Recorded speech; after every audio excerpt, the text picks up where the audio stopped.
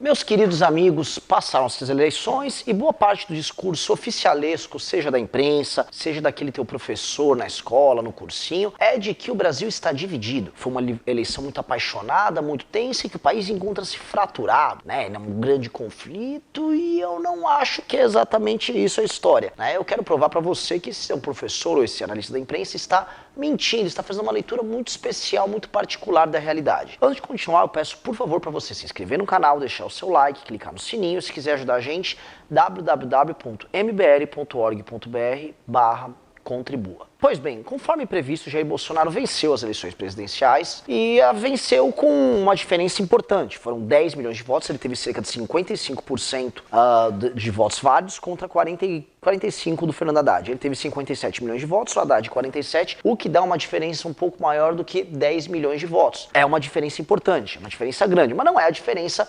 alavada que estavam falando. Eu via muita gente, não, vai dar 70%, vai dar 75%, não, porque na minha cidade isso não é bem assim. Eu estive no Nordeste, participei da última perna da Jornada Patriótica que o MBL organizou, foi o Kim, o Arthur, o Roder e os MBLs de Pernambuco e da Bahia atuaram em conjunto muito bem, e eu pude presenciar muitos eleitores do PT nessas regiões. Mais do que isso, eu pude presenciar uma maioria de eleitores do PT no interior do Pernambuco, no interior da Bahia, ainda que a mobilização lá tenha sido muito grande. E aí eu volto a colocar aqui para vocês. Os arautos da intelectualidade brasileira, o teu professor, a imprensa, vão tentar construir uma narrativa de que o Brasil está dividido e altamente fraturado. Mas ele realmente está dividido e fraturado? O que eu vou demonstrar aqui é que não, né? O que o discurso construído por eles, na verdade, é um discurso falacioso, é um discurso de quem vive na bolha ou de quem simplesmente quer aumentar o poder e a influência do Partido dos Trabalhadores. Então vou começar aqui do começo. Quando a gente olha no mapa eleitoral, né, esse mapa que vai aparecer aqui na tela, os votos, as regiões onde o senhor Fernando Haddad foi votado e onde o senhor Jair Bolsonaro foram votados,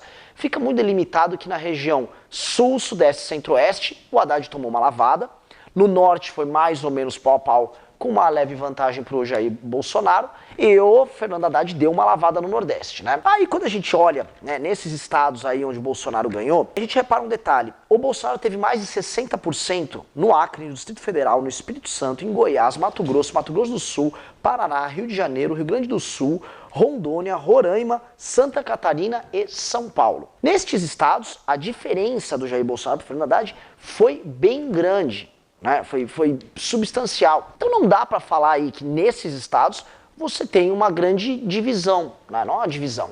E quando a gente faz um corte entre as regiões desses estados onde o Jair Bolsonaro foi mais votado e as regiões dentro desses estados onde ele foi menos votado, o que se percebe é que nas regiões onde funciona o antigo voto de máquina, aquele voto mais cabrestado, o Fernando Haddad vai um pouco melhor. E aí você vai falar, então isso prova que existe alguma divisão. Calma, é disso que eu vou tratar aqui no vídeo. Pra gente construir essa compreensão, a gente vai olhar justamente as regiões onde o Fernando Haddad foi mais votado. Isso aí, obviamente, inclui a região Nordeste. Então quando a gente abre o mapa eleitoral do Nordeste, primeiro a gente percebe que o Haddad ganhou bem, também com mais de 60% em maior parte dos estados, no Piauí ele deu uma lavada, 70%, e aí a gente vai começar a compreender, ora, por que isso acontece? Então há uma divisão, né, Sudeste, Nordeste, não?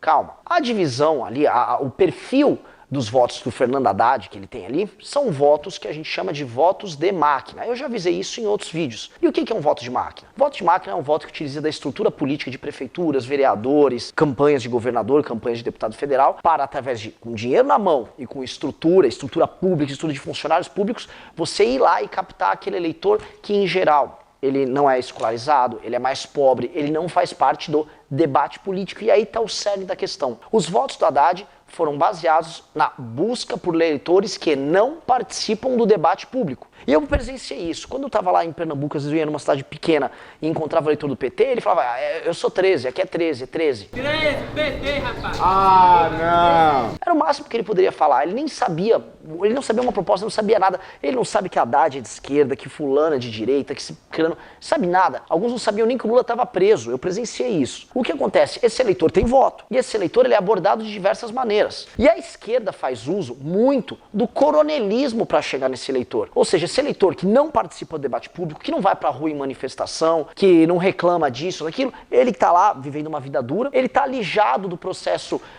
de debate público, ainda que não esteja alijado do processo decisório, que é o processo eleitoral. Então eles se utilizam dessa máquina eleitoral, do famoso voto de cabresto, para influir nas eleições. O caso mais gritante na eleição, que teve a nossa participação, foi o caso da cidade de Brejão, ali em Pernambuco, que é uma cidade pequena, onde um lacaio do prefeito, quer dizer, do ex-prefeito Sandoval, que botou a filha dele para ser a prefeita atual lá da cidade, ele fez uso esse lacaio, ele fez uso de um áudio, né? O apelido desse lacaio é cabelo de rato. Ele fez uso de um áudio ameaçando funcionários da prefeitura que votavam e faziam campanha do Bolsonaro de que eles não teriam mais comida na mesa. O vice-prefeito é um bigodão dele, tá dando a palavra dele.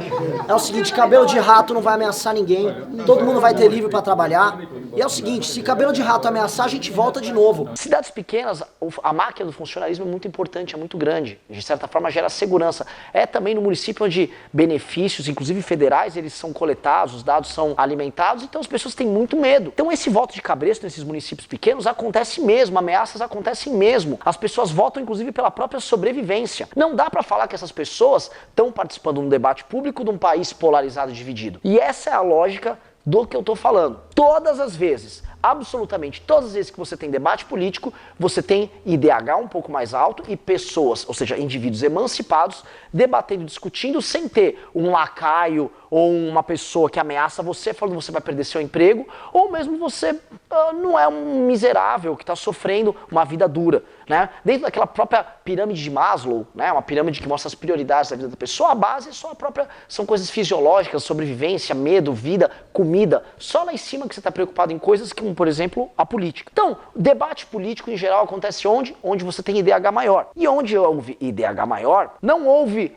polarização, houve surra do Jair Bolsonaro. O que nós temos, portanto, é um cenário onde Fernando Haddad vence em regiões onde não há debate político, onde há voto de máquina, e Jair Bolsonaro deu uma surra no Fernando Haddad nas regiões onde ocorre o debate político. Isso já havia sido demonstrado pela internet. Quando você pega qualquer relatório de redes sociais, a direita ganha da esquerda na ordem de 70 a 30. Ela tem praticamente 70% da audiência, né? É uma lavada. Quando você pega o debate público que acontece em grandes cidades, tal, a direita sempre leva vantagem. Se houvesse polarização, por que quando houve impeachment da Dilma, ou agora quando houve manifestações do ele não, elas não foram tão grandes, ou seja, elas foram nem próximas. Elas foram ínfimas comparadas com qualquer coisa que a direita fez. É porque onde há debate público há uma diferença grande. O que nós estamos assistindo, na verdade, é um avanço de um Brasil que debate política. E esse Brasil que debate política, ele está dando uma lavada, né, na esquerda. A esquerda não está sabendo lidar com isso. E os analistas também não entendem. Eles simplesmente pegam um número bruto, dão uma mexida ali, porque 10 milhões de votos já é uma diferença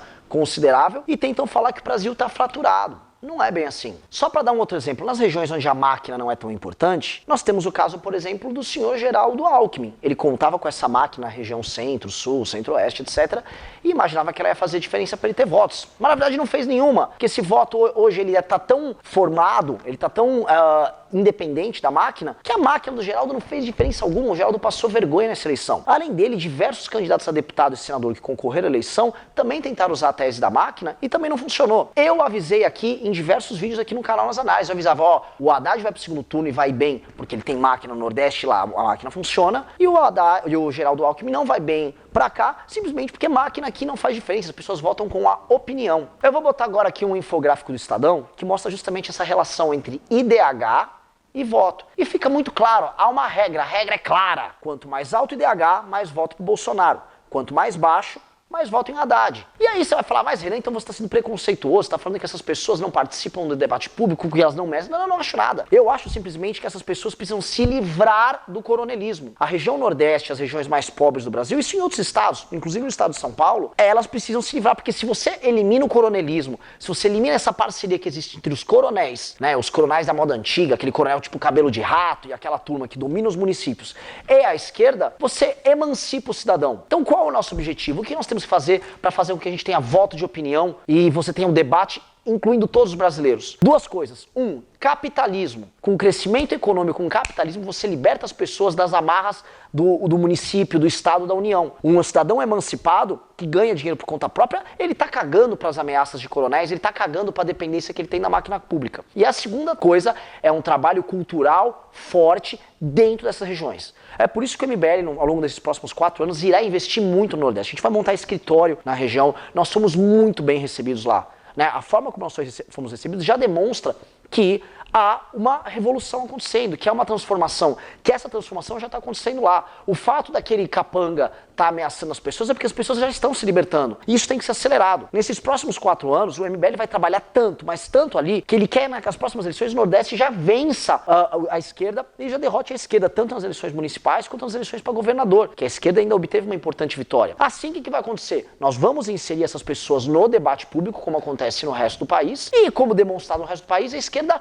perde no debate público. Nós queremos pagar para ver. A esquerda não quer, justamente, que essas pessoas se insiram nesse debate. Quando a esquerda fala, o país está dividido, na prática a esquerda está falando, eu sou dono aqui, né, eu sou coronel, eu mando num setor do país que não participa do debate, que mal sabe dos escândalos, mal sabe que o Lula está preso, e eu não quero que eles saiam disso, eles precisam se perpetuar nessa ignorância, nessa pobreza. E nós do MBL damos o recado de volta. Pagamos para ver, eu quero tirar eles dessa situação, quero levar a verdade para eles, e quero dessa maneira fazer com que eles se insiram no debate, e aí acontece o que acontece no resto do Brasil, que não tem país fraturado nem dividido. O que tem é 70-30, 65-35, ou seja, uma maioria brasileira que é conservadora, capitalista, pró-mercado e anticorrupção, e uma minoria barulhenta que defende as mesmas merdas que a esquerda sempre defendeu.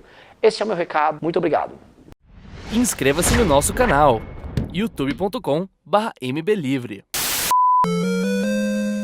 Precisamos da sua ajuda. Acesse mbl.org.br/contribua.